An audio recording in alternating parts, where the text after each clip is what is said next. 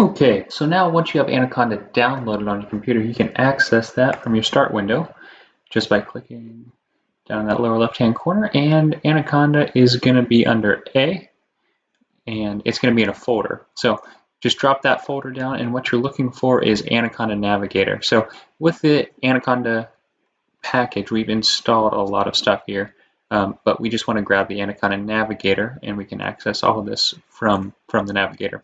So click Anaconda Navigator, give it 30 to 60 seconds to load. What you're going to see is a command prompt screen, but that's just booting Anaconda up. We're not going to do anything with that command prompt screen. That command prompt screen is kind of the traditional kind of coding screen.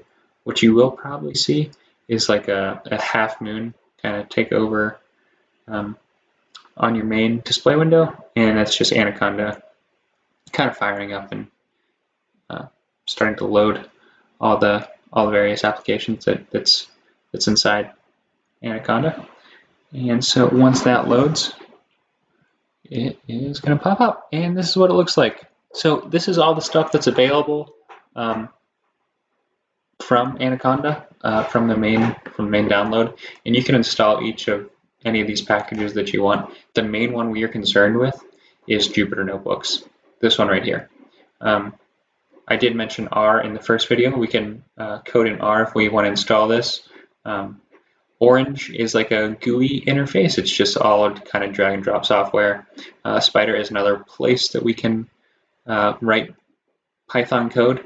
But Jupyter Notebooks is going to be our best option, and it's going to be the cleanest and by far the best option for us to write our Python code in. So let's launch that just by clicking launch, and our Jupyter Notebook is going to pop up our web browser.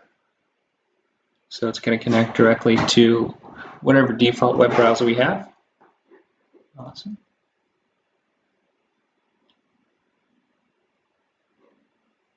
And what's going to pop up is this. So this is how we're going to navigate through Jupyter Notebook. So we have all of our folders here. And you will probably, if this is your first time opening Jupyter Notebooks, you're probably only going to see this. You're probably only going to see folders. The way Jupyter Notebooks is organized is folders, notebooks, and data sets. So this is, all of these represent different data sets. And we can activate any of these items just by clicking on them. And so if we want to start a new notebook and start coding right away, all you have to do is go up to New and Python 3. Once we click this, it is going to launch our Jupyter Notebook. And it's going to do that by opening up a new tab.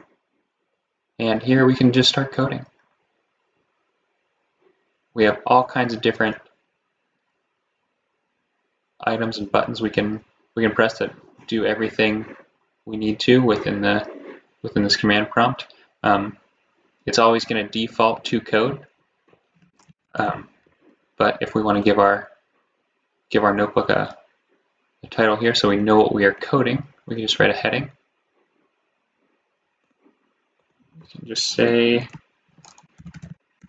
Intro to Data Science. And now when you are done coding, you do not press enter, because enter is just going to extend this block of code. We want to start a new line of code, so we're just going to press the shift button and then hit enter. And now we have a nice little heading here, and we have a new cell block that, see our code defaulted back here. We can write code. We can import packages, import numpy as MP, and we'll talk about this. We'll talk about all the packages we're going to import in a little bit, but I just wanted to give you a little intro into what our coding prompt, what our command lines are going to look like. Okay.